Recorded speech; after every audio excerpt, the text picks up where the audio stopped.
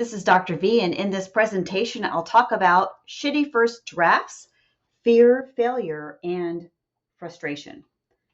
The first thing is something I think we all know, which is that failure is a fact of life. Thomas Edison said, "I was always afraid of things that worked the first time." We can apply the same thinking to writing.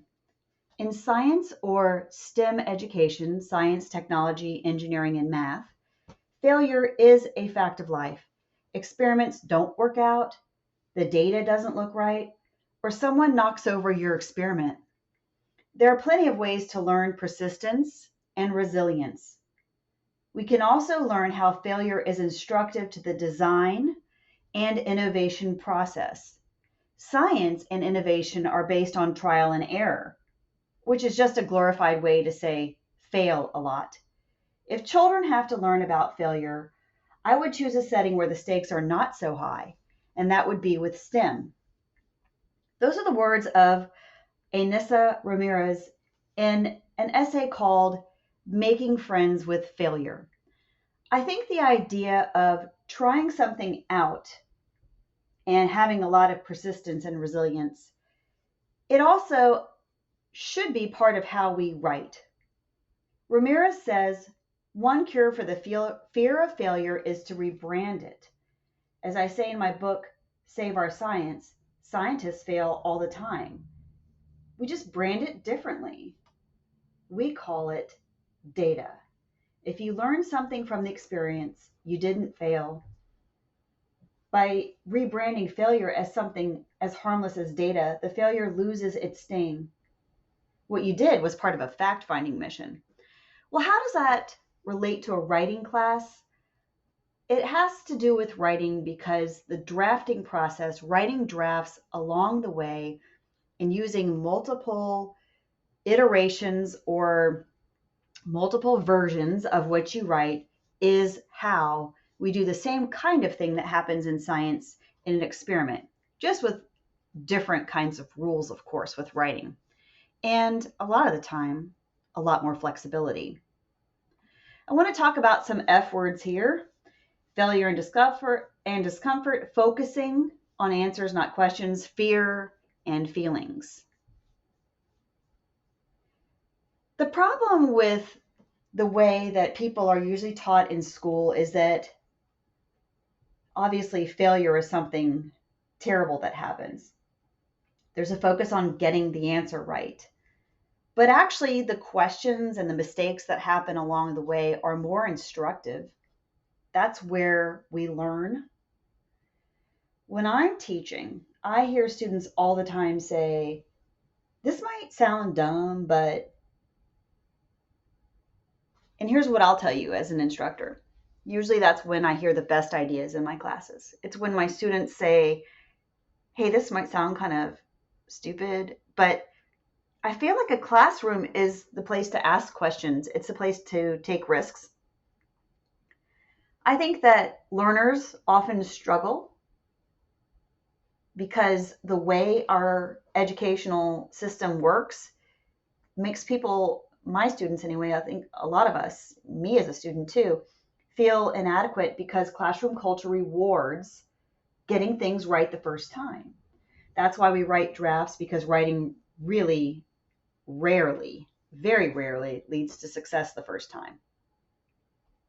This is where I want to turn to the idea of shitty first drafts, which is a reading that I've assigned. Shitty first drafts addresses how a writer perceives writing, so a writer's perceptions of writings. Perception affects how we feel. Perception of writing is critical. How we feel about writing affects how we write, even for professionals. And I'd like you to think of Lamott's essay, Shitty First Drafts, in the context of rhetorical awareness. Being aware of your own writing process with purpose, audience, and text. Your writing is rhetorical. Your writing is rhetorical just the same way as anything that you have to read that you've been assigned. Writing drafts ideally involves process and play. And play is something that's messy, it can be disorienting, risky, and creative. It involves trial and error. Learning to expect failures and to embrace failure as something beneficial takes practice. Instead of seeing stumbles as deficiencies, students can be taught to see problems as strengths. So don't think of errors as something that makes you inadequate as a writer, but as something that helps you learn. The idea of writing drafts relates to what's called invention in rhetoric. It's a principle of rhetoric. Invention is creativity, playing around, writing drafts, making a big mess, and cleaning it up later. It's perpetual, it's ongoing. It's often deliberately incomplete when you write, and it takes persistence. It also takes giving yourself time to write drafts. So, working at the last minute is really the enemy of good writing most of the time. Sometimes we get lucky. In this class, the drafts are built in, so the writing process and the play is something that is staged out and required in the class. So I try to short circuit the idea of working at the last minute on a paper by having the paper done in stages. When you're writing a paper and you're working along the way, I want you to make sure you're saving drafts so that you have a copy of each draft as you work on it. Use numbers like what you see here on my screen. Do something like what it has here, where you use your last name, whatever the essay is. Your first essay is this, I believe, so it might say something like Belief Essay Draft 1. And then next time you open it up, make sure you take the step of saving something as Draft 2 and so on. You want to do that because your messy drafts, if you just erase things, you might not ever get it back. And a lot of the time when writing, we want to go back to old drafts. I want to return to the idea of failure and what Lamott says in her essay, Shitty First Drafts. She writes about insecurities that writers feel, how insecurities often stem from perfectionism. She writes about how all writers follow a process, and that process is part of the act of discovery. She also touches on how revision helps with insecurity about writing, and really that failure ultimately then is a step towards success. That's where I see Lamott's connection to the TED Talk I posted called Embrace the Near Win. Sarah Lewis's TED Talk relates to Lamott's thesis in Shitty First Drafts. Lewis in her TED Talk discusses deliberate incompletion, mastery, and tenacity. She has some wonderful words to say about having deliberate mistakes in Navajo craftsmanship. And she writes about, or she talks about, well, she wrote it before she spoke it, so that's an important point I could make here too, is that completion is a goal, but really isn't necessarily the end of any project. Writers return to their work repeatedly. You might find in your career as a student that you reuse some of your own work. The other thing that I think is particularly important in Lewis's TED Talk is when she talks about unfinished ideas and mastery.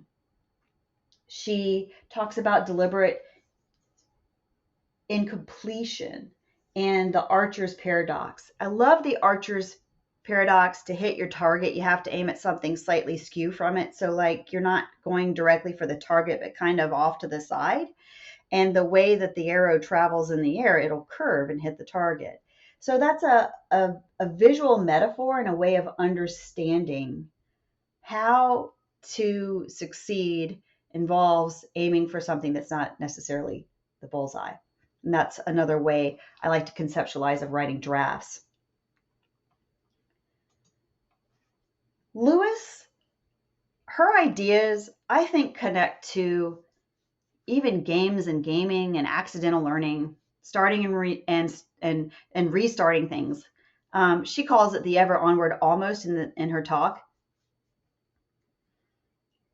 There's an essay I've read called You Play World of Warcraft, You're Hired by John Seely Brown and Douglas Thomas. And the reason why I'm bringing that up is they say that unlike education acquired through textbooks, lectures, and classroom instruction, what takes place in gaming is what we call accidental learning. It's learning to be as opposed to learning about. So, virtual environments or games are safe platforms for trial and error. The chance of failure is high in a game, but the cost is low, and the lessons learned are immediate. I think that's an interesting way to think about writing and connect gaming to writing, in that if you have that stage along the way where you're trying things out, the stakes aren't as high. That's the connection to the drafting you do in my class. There's also a theme running through all these ideas. As Anne Lamott says in Shitty First Drafts, perfectionism is the voice of the oppressor, the enemy of the people. It will keep you cramped and insane your whole life, and it is the main obstacle between you and a shitty first draft. Writing is chaotic. Ideas pop up. Thoughts are often unrelated when you're writing. Writing is deeply personal, and uncertainty is always present.